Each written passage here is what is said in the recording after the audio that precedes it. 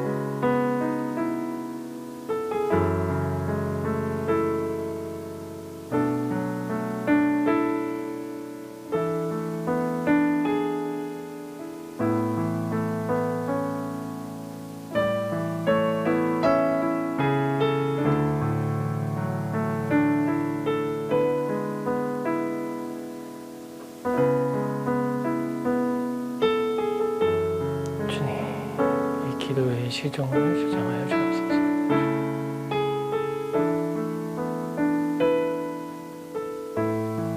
하나님을 만나는 시간이 되게 하여 주옵소서.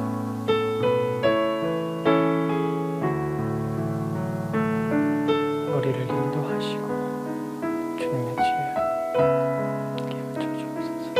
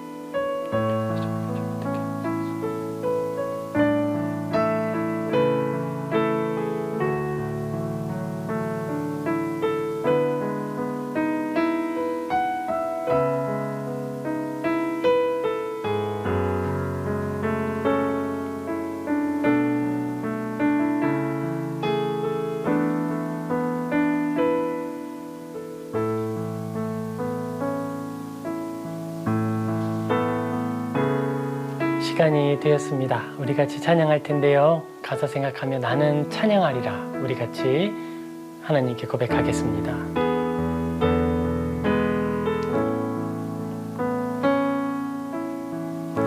나는 찬양하리라. 주님 그 이름 찬양. 예수 크신 주 이름 나 찬양하리라.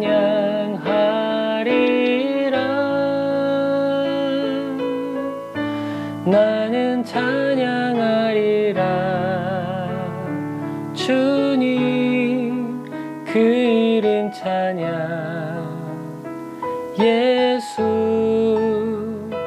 크신 주 이름 나 찬양하리라. 나는 영광 돌리리. 나는 영광 돌리리. 주님 영광의 이름. 예수 크신 주 이름 나 찬양하리라.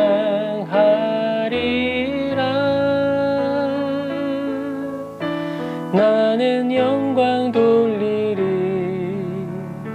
주님 영광의 이름. 크신 주 이름 나 찬양하리라.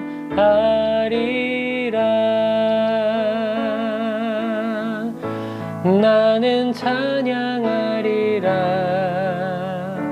주님 그 이름 찬양. 예수 크신 주 이름 나 찬양하리라.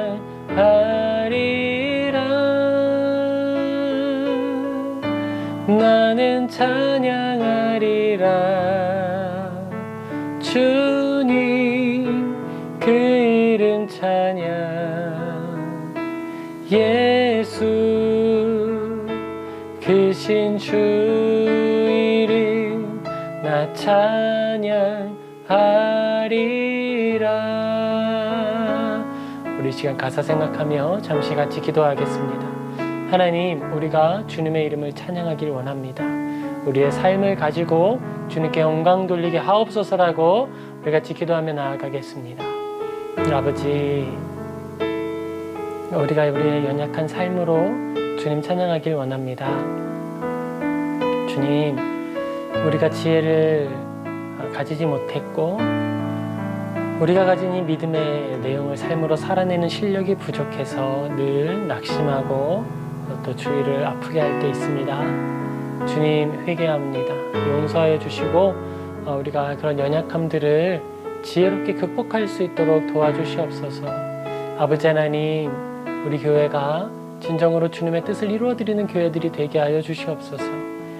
한 사람의 꿈이나 허영을 위하여 봉사하는 것이 아니라 그저 하나님의 이름을 따라 걷고 하나님이 보여주신 그 모범을 실행하는 그런 공동체 되게 하게 주옵소서.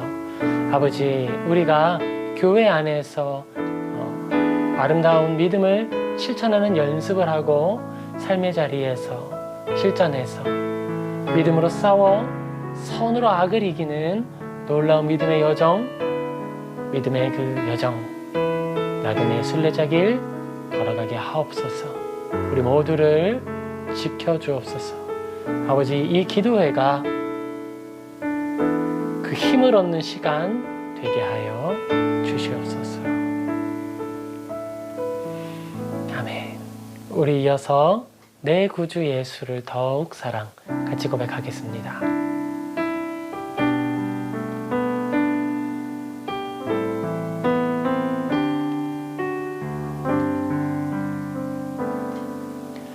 내 구주 예수를 더욱 사랑 엎드려 비는 날 들으소서.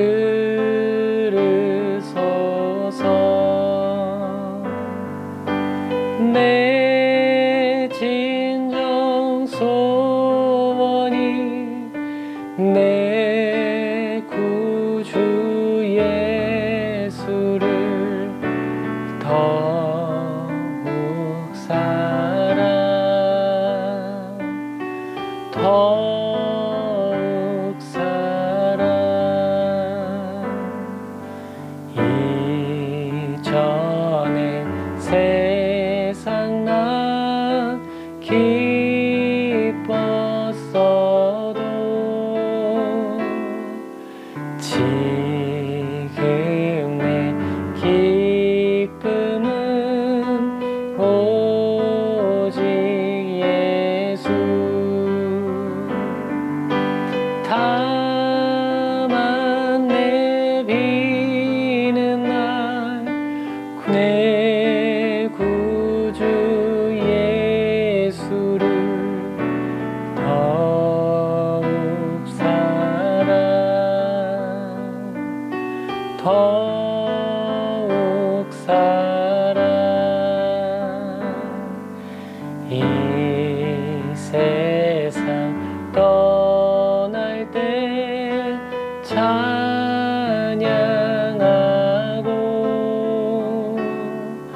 숨질 때 하는 말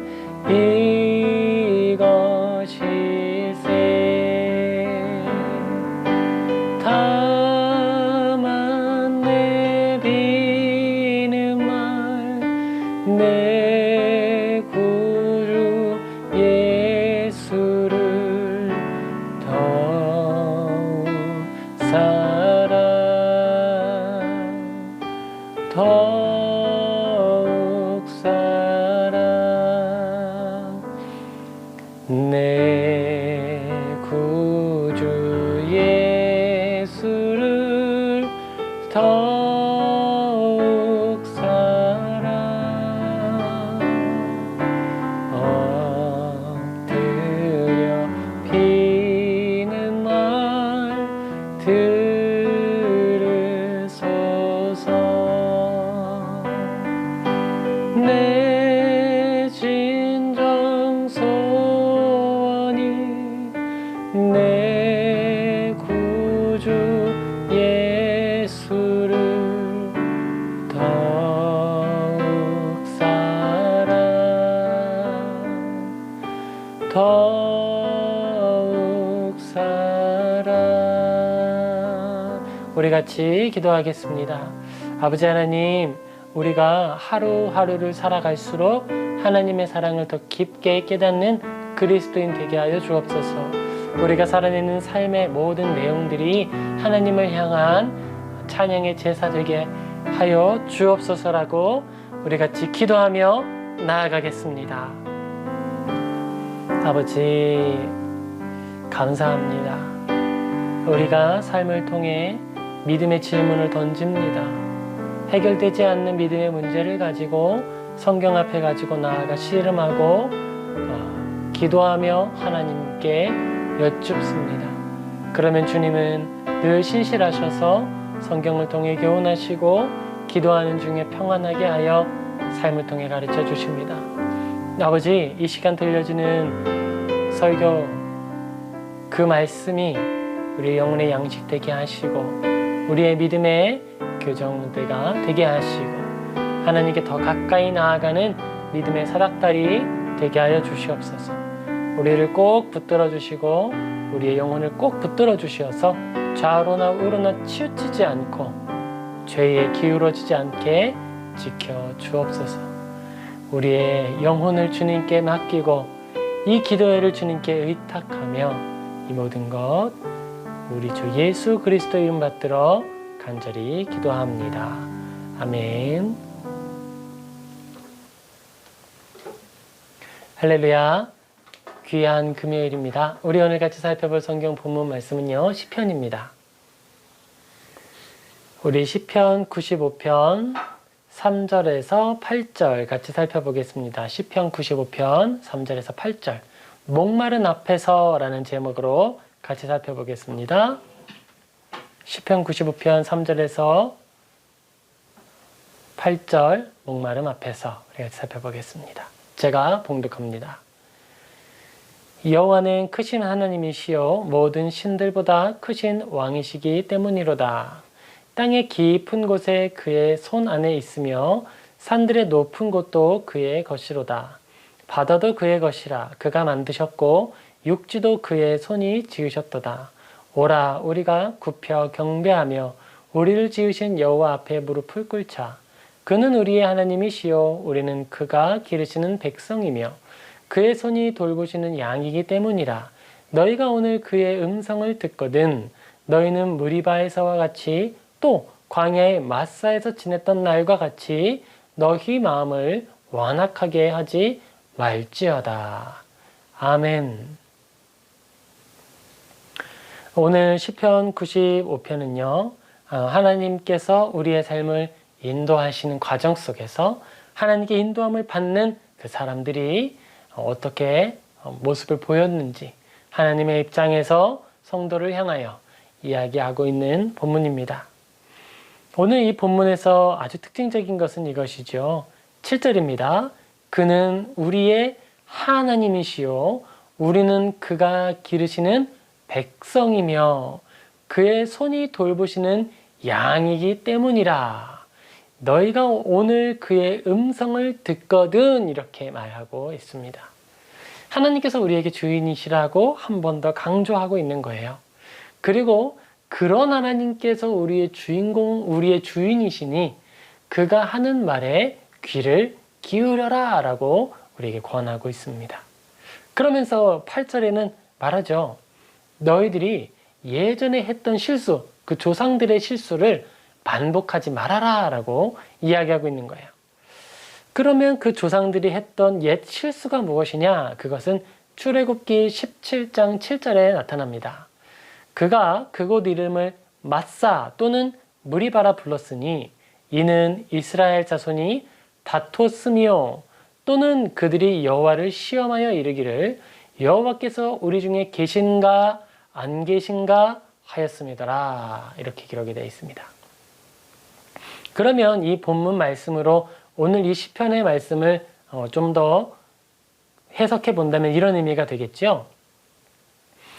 너희가 오늘 하나님의 음성을 듣거든 우리 중에 하나님이 계신가 안 계신가 그렇게 생각하지 말고 순종해라. 그리고 너희들의 마음속에 하나님께서 우리와 함께 하시는가 하지 않는가 이렇게 생각하는 게 어떤 행동이다?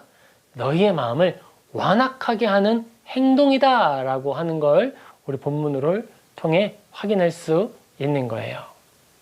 우리는 마음을 완악하게 라고 하면 누구를 가장 먼저 떠올리냐 하면 파라오를 떠올리게 되죠. 하나님께서 파라오의 마음을 완악하게 만드셨다라고 해요. 그리고 그때에 나타나는 완악함은 명백하게 파라오에게 하나님의 살아계심을 보여주는 사건들이 반복되고 있고요. 그리고 하나님께서 처음부터 파라오의 마음을 완악하게 하신 게 아니라 처음에는 파라오에게 하나님의 살아계심을 보여주는 방식으로 보여주는 일을 위해서 하나님이 기적을 보여주세요. 그런데 기적의 횟수가 반복됨에 따라 하나님이 어느 순간 그의 마음을 붙들고 완악하게 만들어서 돌이킬 수 없게 만들어 버리십니다. 바로 그 표현이죠. 완악하게 하다. 그런데 그 완악하게 하는 행동의 구체적인 내용은 하나님이 살아계시다는 사실을 파라오가 부인할 수 없음에도 불구하고 하나님은 없다. 자, 우리에게 말했던 하나님이 계신가 안 계신가 이렇게 둘 사이에서 방황하는 듯한 모습. 때때로 그래 너희들이 가서 제사를 드려라 풀어주겠다라고 했다가 곧 마음이 완악해져서 안 돼 못 가라고 하는 거죠.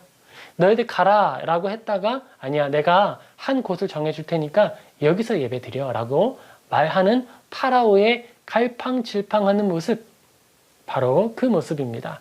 그것이 바로 마음을 완악하게 하는 것이다 라고 성경은 이야기하는 거예요. 시편 95편을 처음부터 살펴보면 이렇게 시작을 합니다. 오라 우리가 여호와께 노래하며 우리의 구원의 반석을 향하여 즐거이 외치자. 우리가 감사함으로 그 앞에 나아가며 시를 지어 그를 노래하자. 이렇게 말합니다. 믿음으로 하나님과 동행하는 사람들의 그 첫 시작은 주로 이런 모습을 보여주지요. 아주 즐겁습니다. 하나님께서 살아계시다고 하는 증거가 뚜렷하고요. 10가지 재앙을 통해 파라오만 하나님의 살아계심을 본 것이 아니라 이스라엘 사람들도 하나님의 살아계심을 눈으로 보고 삶을 통해 알게 되었습니다. 이스라엘 사람들만 아는 것이 아니라 그 이집트 땅에 함께 살았던 다른 나라 사람들, 거류민들, 그리고 이집트 사람들까지도 그 사실을 알게 됐어요.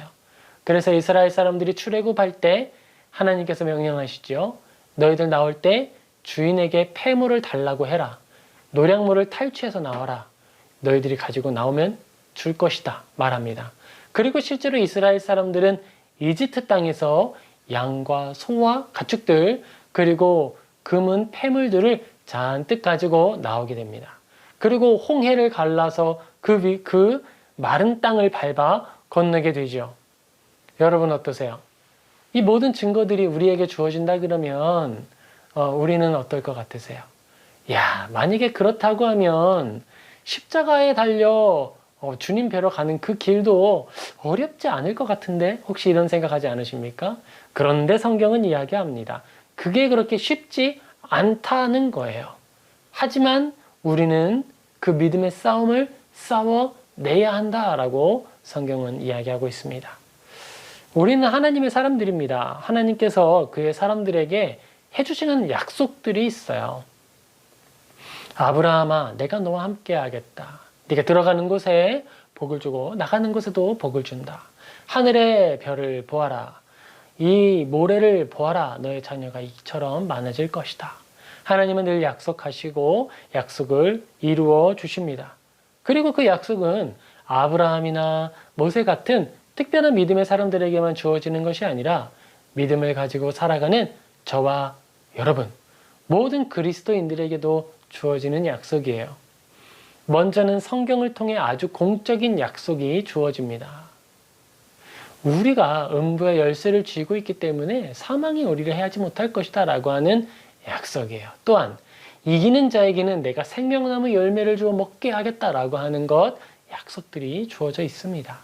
그리고 내가 여기에 새 언약을 주노니 예수 그리스도께서 피로 세우신 새 언약을 우리가 입으로 맛보아 알죠. 성찬입니다. 우리가 예수님과 함께 죽었고 살았다고 하는 것을 세례를 통해 확인하고 약속을 받았어요. 이제 우리가 하나님의 자녀라 일컬음을 받고 예수님께서 보이신 먼저 된 그 구원을 따라 우리도 부활을 누리게 될 겁니다.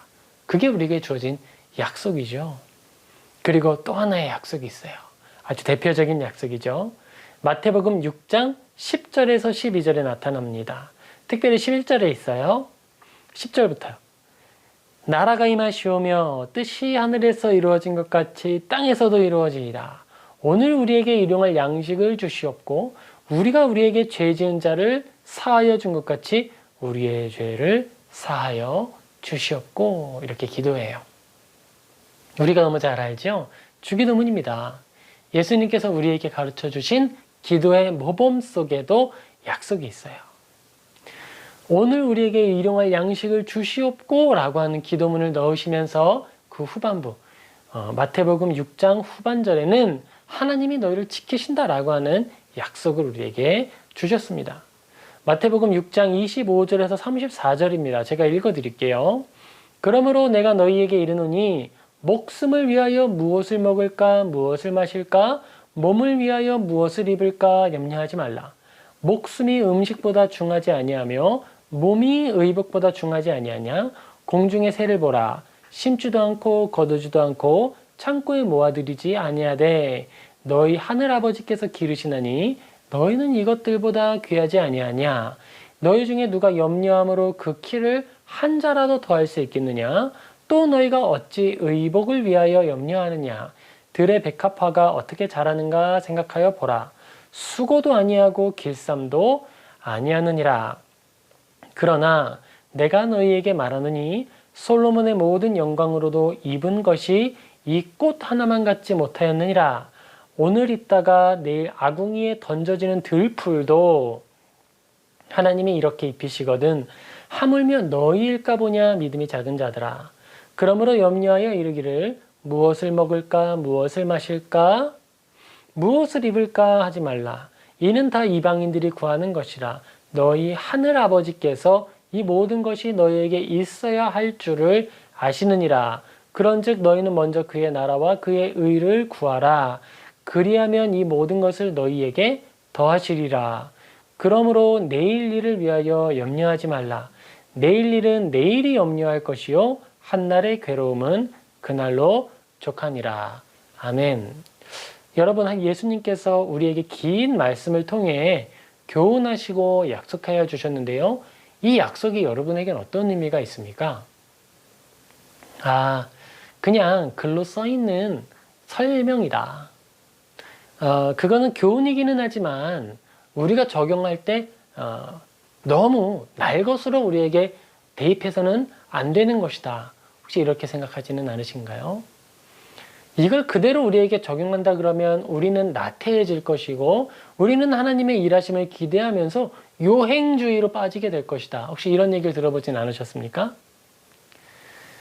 어떤 의미에서 우리가에게 주어진 이 본문 말씀은요. 우리가 요행주의로 빠질 수 있는 위험을 가지고 있는 건 맞아요. 그런데 그건 자기의 정욕을 위하여서 잘못 대입하기 때문에 그렇습니다. 그러면 요행주의의 반대로 기울어질 가능성은 없느냐? 그것도 생각해 봐야겠죠?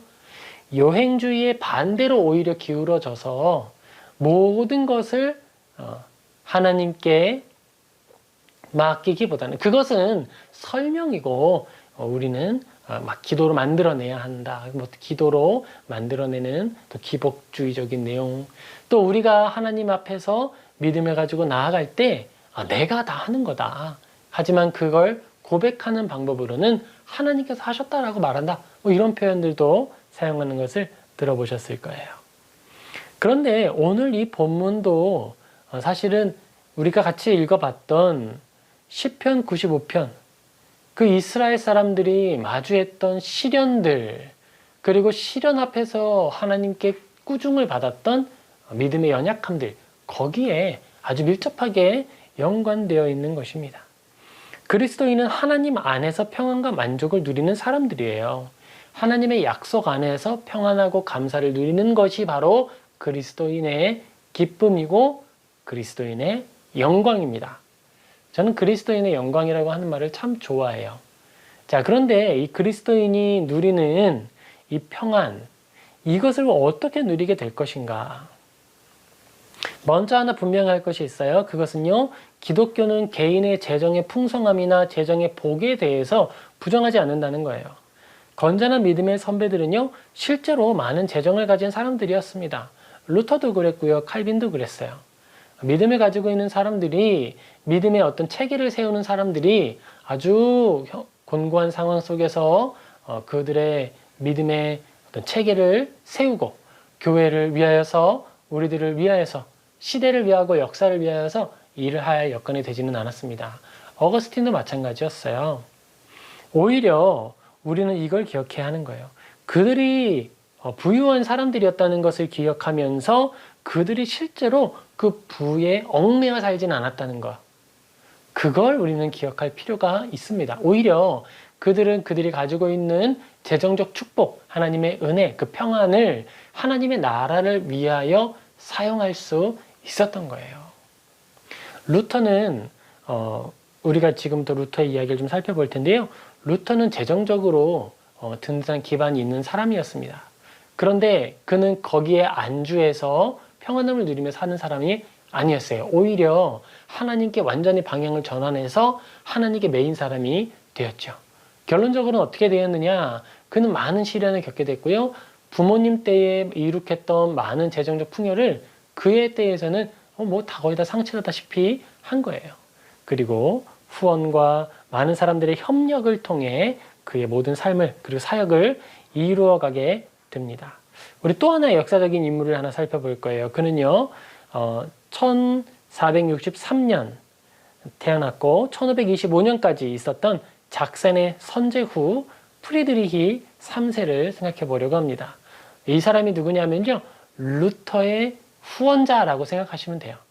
루터가 하나님의 일을 할 때에 루터를 보호하고 루터와 함께 하면서 그가 책을 쓸 수 있도록 숨겨주고, 그리고 책이 나왔을 때 배포하고, 그리고 하나님의 말씀을 루터로부터 경청해 듣고 여러 가지 실천하는 내용들을 해냈던 사람이에요. 그는요, 너무너무 지혜로운 사람이었어요. 그래서 현공이라고 하는 칭호가 붙었고요. 그리고 교양이 풍부하고 음악과 역사에 관심이 많았고요. 비텐베르크를 예술 활동의 중심지가 되도록 만들었고, 신성로마 황제의 자리에 직접 오르지 않고 1502년에 비텐베르크 대학교를 세우는 업적을 세우게 됩니다. 한마디로 말하면 대단히 큰 권력을 가졌고 큰 부를 가졌던 사람이다라는 거예요. 그런데 여러분, 그거 아세요? 이 사람은요, 자기가 가지고 있었던 기득권이죠. 그걸 자기의 마땅한 권리로 여기지 않았어요.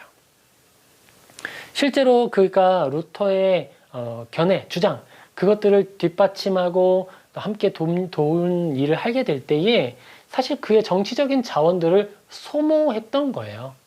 자기의 영향력을 조금씩 잃어가면서 자기가 가진 능력 안에서 루터를 후원하는 일을 하게 됩니다. 그리고 루터가 가지고 있는 사상과 또 그가 주장하는 내용들을 실제로 그의 영지에 실천할 수 있도록, 실현해 볼 수 있도록 돕기도 했어요.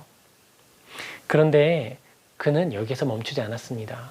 이후에 농민전쟁이 발생하게 되는데요. 프리드리히 3세는요, 이 농민전쟁이 기득권에 대한 하나님의 심판으로 생각을 했어요. 그래서 실제로 프리드리히 3세는 권한이 있었습니다. 그가 군인을 일으켜서 제압을 하려고 마음먹었다면 금세 그 농민들을 제압할 수도 있었어요. 그런데 제압하지 않았어요. 그리고 그가 가지고 있던 영토들이나 모든 것들을 공격받고 탈취당하는 것을 그저 지켜보았습니다. 그때 오히려 루터가 프리드리히 3세에게 논문을 써서 농민 전쟁을 왜 적절히 진압해야 하는지 그 이야기를 해주고 또 실제로 제압하는 그런 역사적 사건들이 나타나게 됩니다. 우리가 여기서 하나 생각하고 짚고 넘어갈 것이 있는데, 그렇다면 루터는 기득권에 밀착해서 그렇게 종교개혁을 이뤘던 사람이냐, 이런 평가들이 실제로 있기도 하더라고요. 그런데 그건 아니었어요. 루터가 생각했던 것은요, 언제나 종교개혁과 하나님의 일을 실천하는 일에 있어서 폭력은 아니라는 거예요. 루터는 자기 스스로도 좀 과격한 사람이고, 그가 써놓은 글을 보면 엄청 험악한 말들이 막 나와요. 욕설도 있어요. 그러나 그가 믿음을 가지고 실천하는 삶의 내용에 있어서는 늘 부드러운 길을 선택했습니다. 실제로 그가 가지고 있었던 폭력성이나 그가 가지고 있었던 어떤 혈기, 이런 것들이 사역에 침범하지는 못하도록 늘 조심했어요. 그게 루터의 삶이었습니다. 그리고 루터는 그 자신이 사역하는 삶에 있어서 믿음의 사람들, 믿음을 가지고 살아가는 사람 중에 구걸하는 사람들이 없어야 한다라고 하는 게 루터의 주장이었습니다. 그리고 실제로 고리대금에 대한 긴 설교, 선행론, 독일의 기독교 귀족들에게 고함이라고 하는 글을 1520년에 한 번에 써서 여러 배포를 하면서 그가 가지고 있던 믿음이 삶의 실제 영역에서 어떻게 동작하는지, 믿음이 어떻게 건전한 시민의 삶을 이루게 되는지 설명하고 또 가르쳤습니다. 이게 루터의 사역이었어요. 자, 우리는 루터와 프리드리히라고 하는 역사적 인물을 생각해 봤는데요. 여기에서 우리가 발견하는 믿음의 한 진리가 있고요. 제가 설명하려고 하는 것이 있습니다. 그것은요, 그들은 하나님께 큰 은혜를 받아서 풍성한 삶을 누렸지만 아주 독특한 자기 인식을 가지고 있었다는 거예요. 그것은 바로 청지기 인식입니다. 내가 가지고 있는 이 모든 것이 내 것이 아니라 하나님의 것이다 라고 하는 것을 인정하는 거였어요. 자, 그러면 저 같은 사람들은 어떻게 이해하면 좋을까요? 저는 특별히 가진 것이나 우리가 구비해 놓은 것이 없습니다. 그러면 우리들은 맡은 것이 없으니 청지기가 아닐까? 근데 아니죠. 우리는 우리의 인생 자체가 하나님께로부터 부여받은 사람들입니다. 우리의 재능이 모두 하나님께로부터 온 거예요. 그래서 청지기입니다. 자, 마태복음 6장 24절입니다. 한 사람이 두 주인을 섬기지 못할 것이니 혹 이를 미워하고 저를 사랑하거나 혹 이를 중히 여기고 저를 경히 여김이라. 너희가 하나님과 재물을 겸하여 섬기지 못하느니라. 이렇게 말합니다. 루터와 프리드리히를 보면서 우리는 교훈을 얻을 수 있겠죠? 아, 그래, 하나님은 우리가 재정을 가지고 있는 것 자체를 악하게 여기시는 분이 아니구나. 하지만 우리가 거기에 얽매이거나 그것만을 추구하기 위하여 살아갈 때 그걸 악하다 하시는구나. 그리고 또 하나, 만약에 우리에게 재정이나 어떤 재능이 전혀 없다 하더라도 우리의 생명 자체가 무엇이다? 하나님의 것이다. 우리가 두 주인을 섬기지 못하는데 이를 사랑하거나 저를 중히 여기는데 우리가 하나님과 나의 생명을 겸하여 섬기지 못한다라고도 이해할 수 있는 거예요. 이렇게 표현하면 조금 더 구체적일 겁니다. 하나님은 나에게 생명을 주실 수도 있는 분이고 가져가실 수도 있는 분이에요. 좀 더 말해볼까요? 하나님은 우리에게 평안을 주실 수도 있는 분이고 가져가실 수도 있는 분이에요. 이스라엘 사람들의 머리바 사건을 바라보며 이 이야기를 한 번 더 해볼게요. 하나님은 이스라엘 사람들에게 광야에서 마실 물을 주실 수도 있는 분이고 주시지 않을 수도 있는 분이에요. 어떠세요? 아멘이 되십니까? 우리 모두가 이 부분에 대해서 분명히 아멘이라고 말할 수 있으면 좋겠어요. 사실 저도 너무 어렵습니다. 우리의 삶 속에 기쁨과 평안이 늘 있으면 좋겠거든요. 그런데 그 기쁨과 평안은 의식주에서 올 때가 많더라고요.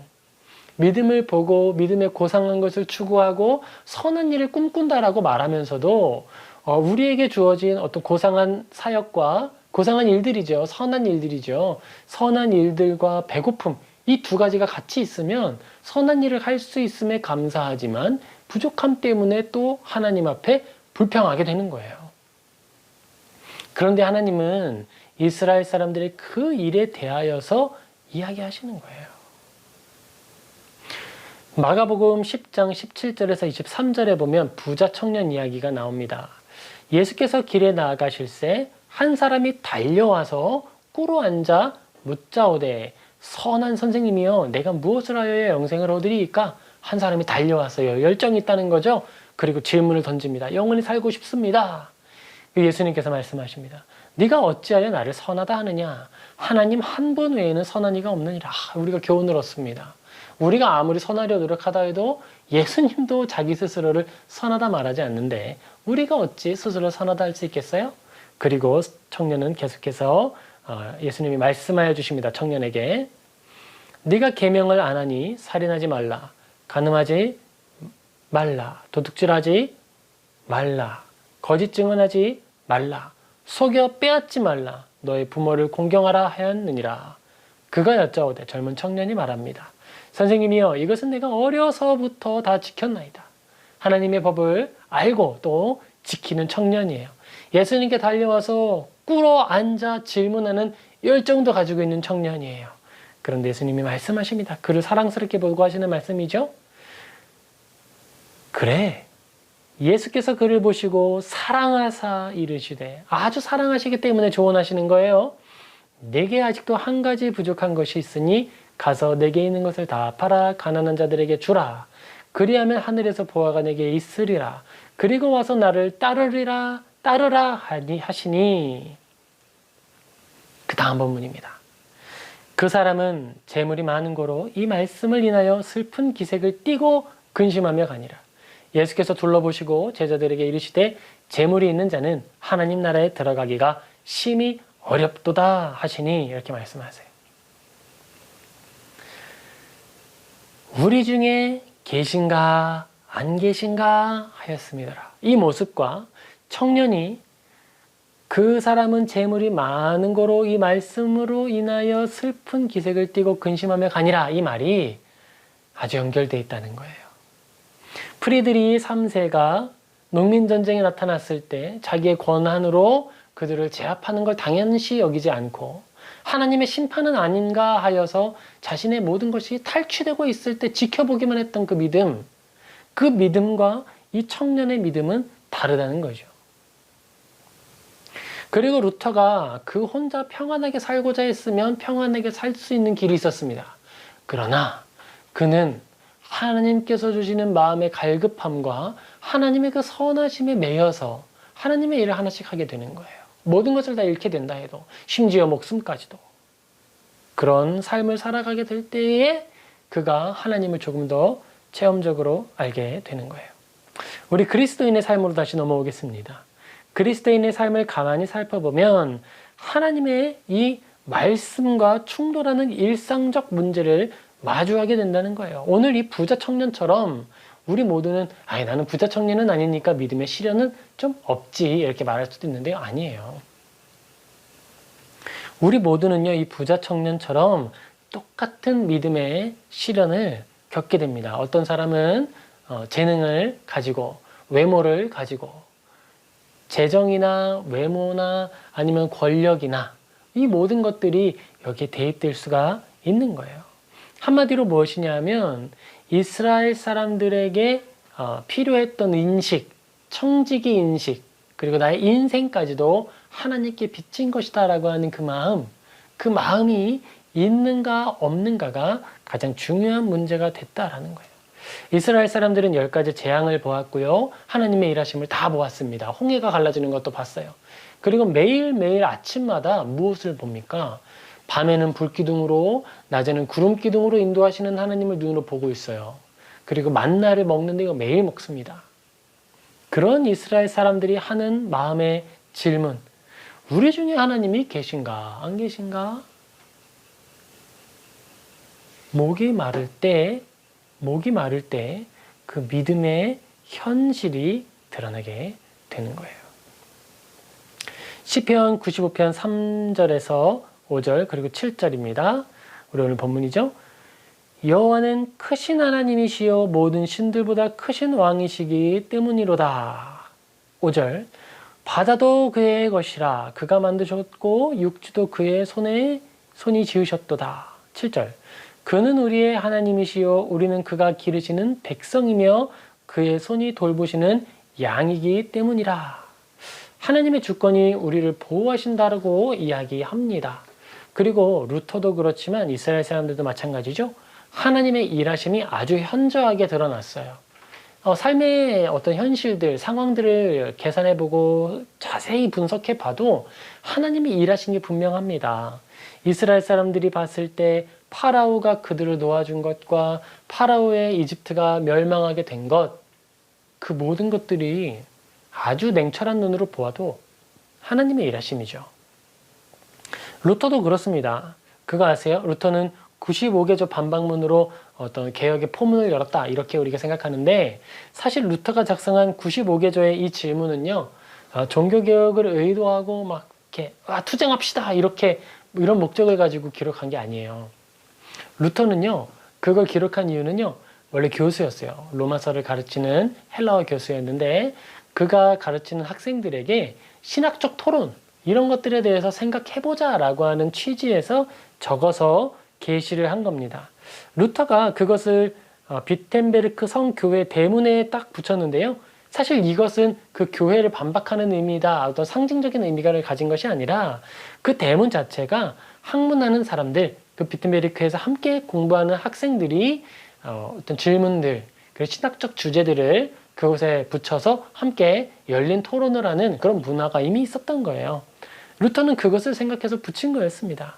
그런데 하나님이 루터의 그 반박문을 사용하기 시작했어요.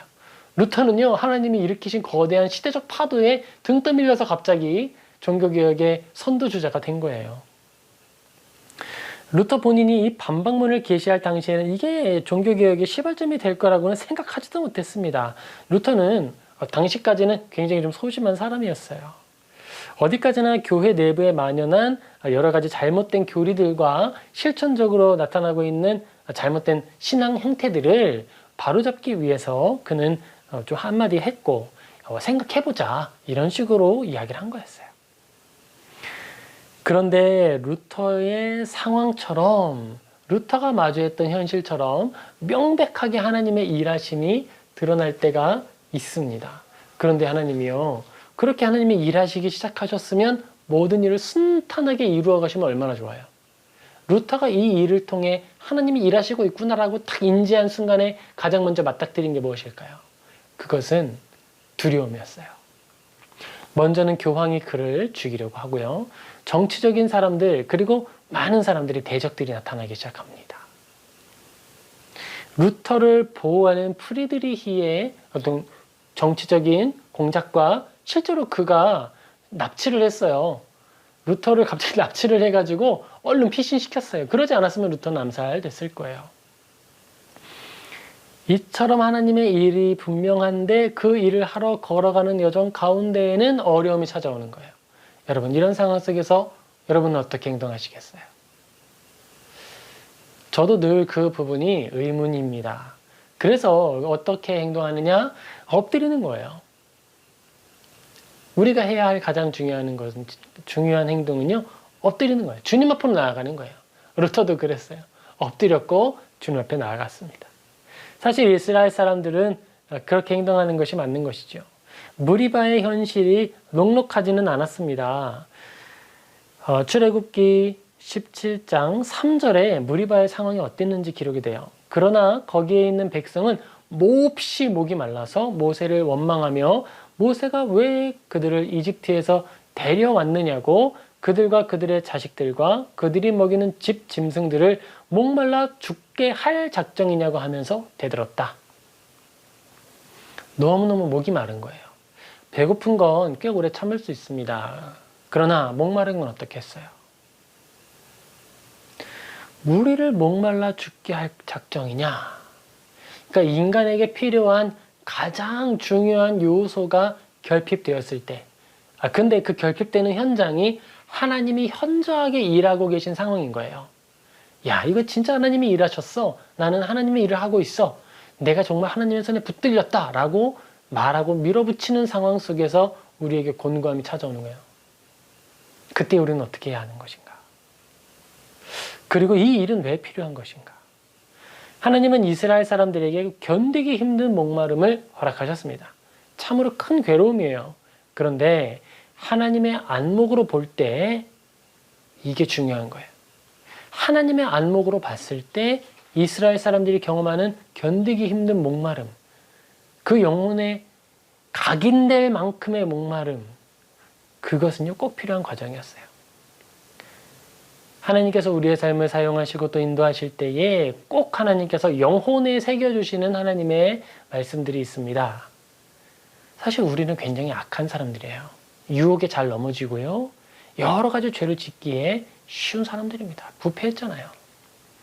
그런 우리들이기 때문에 하나님은 우리의 영혼에 그의 손을 사용하셔서 하나님의 말씀을 적어주시는 거예요. 이제는 내가 나의 말씀을 너희 속에 두어 기억나게 하겠다. 영혼에 각인이 될 만큼의 목마름이 이스라엘 사람들에게 필요했습니다.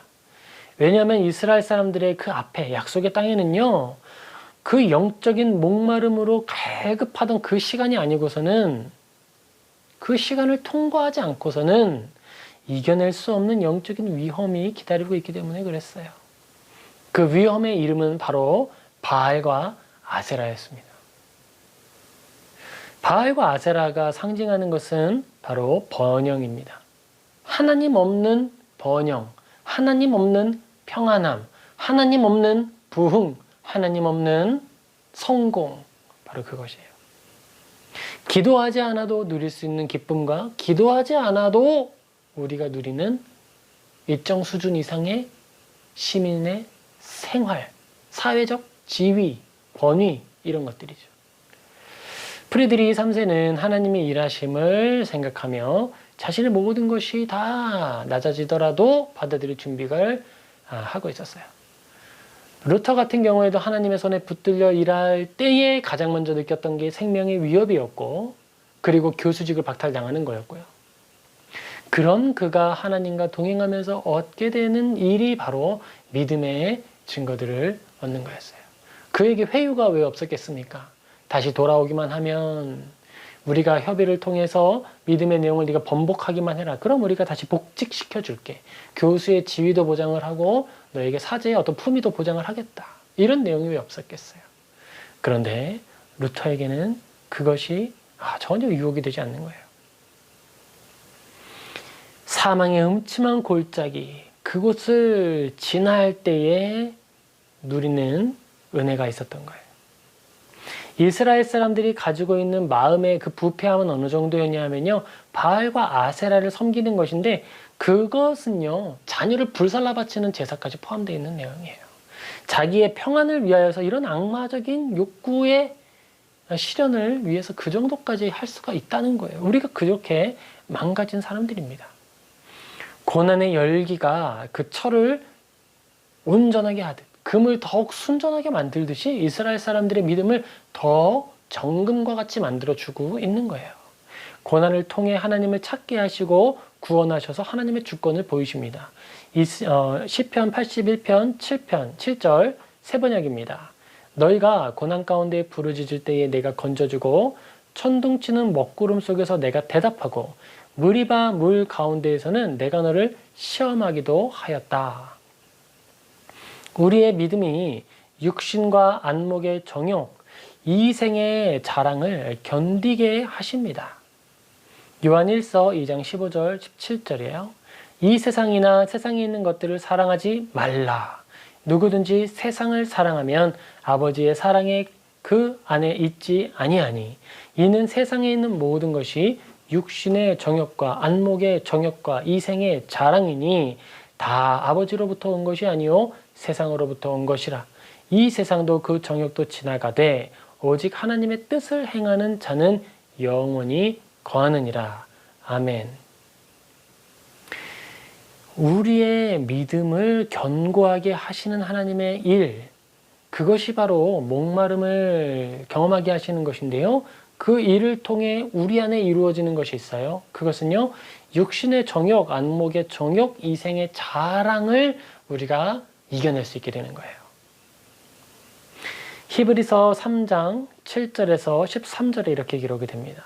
그러므로 성령이 이와 같이 말씀하셨습니다. 세번역이에요. 오늘 너희가 그의 음성을 듣거든 너희 조상들이 광야에서 시험받던 날에 반역한 것과 같이 너희 마음을 완고하게 하지 말아라. 거기에서 그들은 나를 시험하여 보았고 40년 동안이나 내가 하는 일들을 보았다. 그러므로 나는 그 세대에 분노해서 말하였다. 그들은 언제나 마음이 미혹되어서 내 길을 알지 못하였다. 내가 진노하여 맹세한 대로 그들은 결코 내 안식에 들어오지 못할 것이다. 형제자매 여러분, 여러분 가운데 믿지 않는 악한 마음을 품고서 살아계신 하나님을 떠나는 사람이 아무도 없도록 여러분은 조심하십시오. 오늘이라고 하는 그날, 그 하루하루 서로 권면하여 아무도 죄의 유혹에 빠져 완고하게 되지 않도록 하십시오. 아멘. 우리들의 마음을 완악하게 하지 말지어다. 우리 오늘 본문을 통해 얻는 교훈입니다. 우리는 이 완고하게 되지 않도록 하기 위하여서 해야 하는 일이 있어요. 히브리서에서 바울이 설명하고 있습니다. 그날, 오늘이라고 불리는 날들, 오늘이라고 불리는 그날 서로 권면해라. 아무도 죄의 유혹에 빠져 완고하게 되지 않도록 해라. 여러분, 이거 너무 중요한 일입니다. 하나님은 그래서 우리에게 때때로 가난함과 곤고함을 허락하셔서 우리의 믿음을 정금과 같이 연단하여 주십니다. 단련하여 주십니다. 이스라엘 사람들이 살아갔던 이스라엘 땅, 그 땅은요, 광야예요. 특별히 유다 백성들의 땅은 광야예요. 이스라엘은 북으로 갈수록 비가 많이 내려서 푸른 땅이고요. 남쪽으로 갈수록 메마른 땅입니다. 그런데 결국 하나님을 끝까지 섬기는 그 땅 어디입니까? 유다의 그 땅이지요. 때때로 하나님이 그 땅을 곤고하게 하시고 메마르게 하셔서 하나님을 찾고 부르짖을 수밖에 없도록 만들어 주시는 것이 은혜입니다. 그때 여러분이 해야 될 거 하나예요. 하나님께 달려가는 거. 하나님께서 말씀하시는 거예요. 너 빨리 와서 나에게 기도해. 기도하게 하시려고 곤고함을 주시는 거예요. 왜 기도 안 해? 기도해. 나 만나러 와. 나 너한테 할 말 있어. 이리 오너라. 너의 믿음이 연약하여져서 너의 마음에 육신의 정욕과 안목의 정욕과 이생의 자랑이 또 껴들려고 한다. 어서 와라. 빨리 와서 치료받아라. 너의 마음을 완악하게 하지 말아라. 우리가 하나님께서 주시는 믿음을 더욱더 온전하게 하고 바르게 하는 유일한 방법을 바울이 설명합니다. 히브리서 3장 14절이에요. 우리가 시작할 때에 확신한 것을 끝까지 견고히 잡고 있으면 그리스도와 함께 참여한 자가 되리라. 아멘. 바울, 베드로, 믿음의 모든 사람들이 했던 일이죠. 루터도 했습니다. 그래, 이 일은 하나님이 하시는 일이구나. 내가 교수의 자리에서 내팽겨진다 해도, 내가 가지고 있는 모든 재산이 빼앗겨진다 해도, 생명의 위협을 받아 실제로 죽을 수도 있는데 그런 일이 벌어진다 해도 내가 보았던 하나님의 증거, 하나님의 일하심의 증거, 부인할 수 없는 증거, 그걸 손에 쥐고 나는 따라가겠다라는 거예요. 이스라엘 사람들도 말하는 거죠. 이스라엘 사람들이 보았던 10가지 재앙, 홍해를 갈라주신 것, 오늘도 내가 입에 맛보아 알고 있는 만나의 맛, 불기둥과 구름기둥의 인도, 그것을 보고 하나님을 따라 걸어가라는 거예요. 목마르게 되었을 때에 엎드려서 하나님을 찾으라는 것이죠. 하나님, 물을 주십시오. 우리에게 무엇이 필요한지 다 아시는 분께서 주지 않으신다는 건 그럴 필요와 이유가 있기 때문에 행하셨다라고 우리는 받아들이는 거라는 거예요. 우리가 시작할 때에 확신한 것을 끝까지 견고히 잡고 있으면 그리스도와 함께 참여한 자가 되리라. 아멘. 하나님께서 우리에게 이 믿음의 시간을 주시고 우리를 그 자리에 머물게 하시는 것은 우리의 믿음을 온전하게 하시는 것이고 우리에게 은혜 베풀어 주기 위하여서 준비시키시는 거라는 사실을 믿고 따른 우리 모두 되길 원합니다. 참된 믿음으로 우리의 삶에 주어진 믿음의 연단을 잘 견뎌내어 정금과 같은 삶을 살아내는 저와 우리 모두 되기를 주님의 이름으로 축복합니다. 아멘. 우리 같이 기도하겠습니다. 사랑과 은혜가 충만하신 아버지 하나님, 우리가 연약한 믿음을 가지고 하나님 앞에 나아가 기도합니다. 아버지, 나의 연약한 믿음 때문에 실수도 많이 하고 연약함도 많이 나타나는데 주님 이 시간 회개하오니 용서하여 주옵소서. 입술로 지었던 연약한 고백의 말들 용서하여 주옵소서. 불쌍히 여겨 주옵소서. 이제는 우리가 입술을 다스리고 마음을 다스려서 주님을 온전히 의지하기를 소망하오니 나를 더 붙들어 주시고 주님께 꼭 붙어있는 주의 종들 되게 하여 주시옵소서. 아버지, 우리 모두의 삶을 보호하여 주시고 우리를 깨닫게 하여 주시며 고난과 함께 깨닫게 하시는 하나님의 지혜가 함께해서 우리가 고난의 시간을 더 쉽고 더 잘 온전히 지나가고 교훈을 얻게 도와주시옵소서. 주님께 맡기며 예수님의 이름으로 기도합니다. 아멘. 자, 우리 같이 나는 찬양하리라 한 번 더 찬양하고 기도하겠습니다.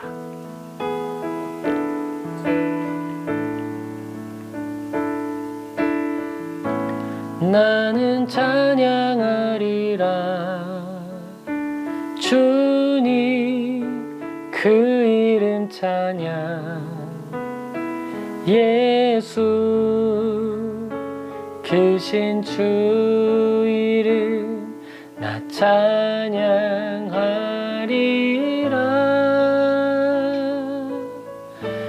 나는 찬양하리라 주님 그 이름 찬양 예수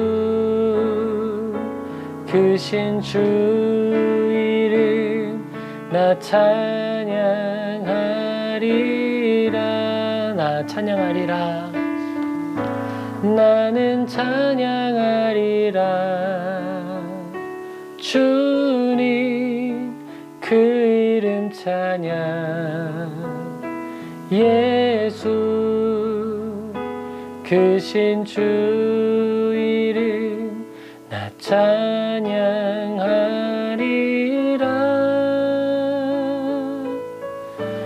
나는 찬양하리라 주님 그 이름 찬양 예수 크신 주 이름 나 찬양하리라.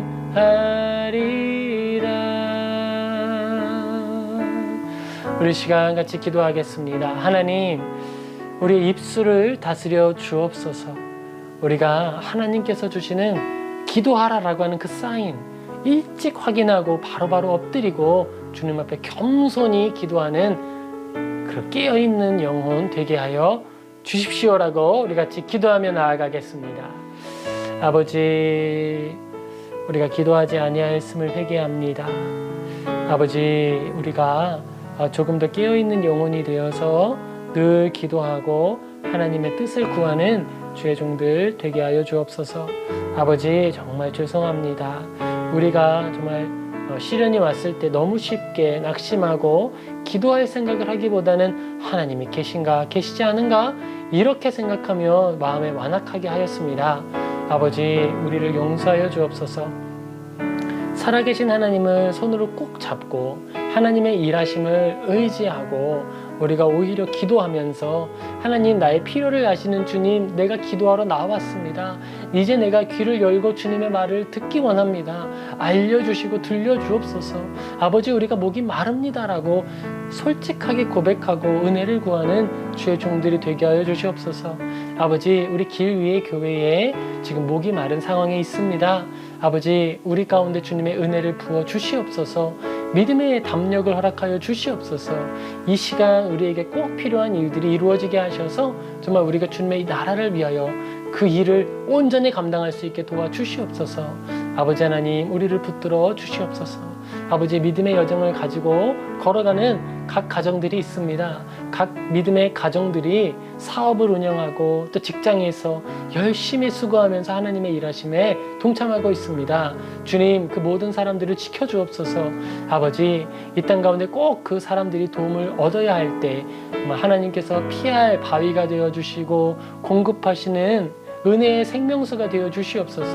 그들이 이 곤고한 시절에 포기하지 않게 하시고 낙심하지 않게 하시고 정말 너무 마음이 상하여서 믿음을 저버리지 않도록 잠시 연약하여져서 주님을 떠나 오히려 더 어려운 일 속에 괴로워하는 일이 없도록 주님 도와주시옵소서. 위로하여 주시옵소서. 새롭게 하여 주시옵소서. 아버지 우리 모두를 지켜주시옵소서. 우리 한 가지 두고 한 번 더 기도하겠습니다. 우리는 주님이 지켜주지 않으시면요 믿음을 지킬 수 없어요. 우리의 믿음은 연약합니다. 우리 이 시간 기도할 때 이렇게 기도하죠. 하나님 우리의 믿음을 지켜주옵소서. 우리가 서로 돌아보아서 서로 권면하여서 서로 위로하여서 정말 아무도 죄의 유혹에 빠지지 않도록 돕는 공동체 되게 하여 주옵소서라고 우리 같이 주여 부르고 기도하며 나아가겠습니다. 주님, 주님, 우리가 진정으로 하나된 공동체 되기를 원합니다. 아버지, 오늘이라고 하는 그날 서로를 돌아보고 나의 빈 것과 다른 이의 빈 것을 비교하며 우위를 얻으려고, 위로를 얻으려고 하는 그런 비교 말고 다른 이는 부족한 것은 없나 돌아보는 믿음의 관심을 우리가 가지게 하여 주시옵소서. 아버지, 우리가 서로를 더 사랑할 수 있게 도와주옵소서.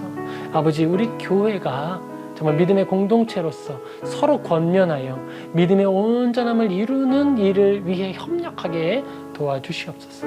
아버지, 진정으로 예수님께서 우리에게 보여주신 믿음의 모범, 주님 광야에서 예수님께서 승리하신 그 믿음의 싸움 우리도 경험하게 도와주시고 우리가 정말 낙심하지 않게 지켜주시고 나 혼자만 올바르게 서는 믿음이 아니라 함께 세워주고 함께 서는 그런 믿음들이 되게 하여 주시옵소서.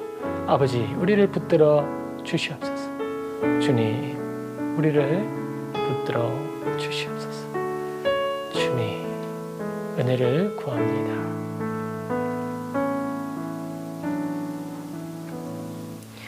우리 주기도문으로 마치겠습니다. 하늘에 계신 우리 아버지, 아버지의 이름을 거룩하게 하시며 아버지의 나라가 오게 하시며 아버지의 뜻이 하늘에서와 같이 땅에서도 이루어지게 하소서. 오늘 우리에게 일용할 양식을 주시고 우리가 우리에게 잘못한 사람을 용서하여 준 것 같이 우리 죄를 용서하여 주시고 우리를 시험에 빠지지 않게 하여 주옵소서. 악에서 구하여 주옵소서. 나라와 권능과 영광이 영원히 아버지의 것입니다. 아멘. 아버지,